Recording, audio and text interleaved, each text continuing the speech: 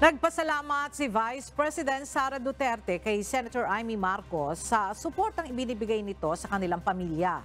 Ito ay sa kabila ng posibleng bahid nito sa relasyon sa kanyang pinsan na si House Speaker Martin Romualdez. Sa isang pahayag, sinabi ni VP Sara na proud ang kanyang pamilya sa kanilang mga prinsipyo para sa kapakanan ng mga Pilipino.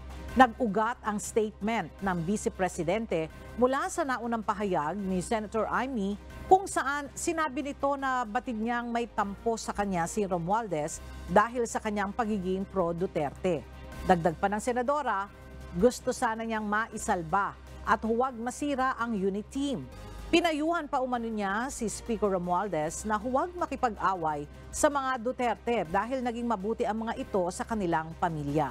Nauna na sinabi ni Speaker Romualdez na nais niyang maiayos muli ang relasyon ng Kamara kay VP Duterte matapos na tanggalan ng confidential funds ang mga ahensyang hawak nito sa ilalim ng 2024 national budget.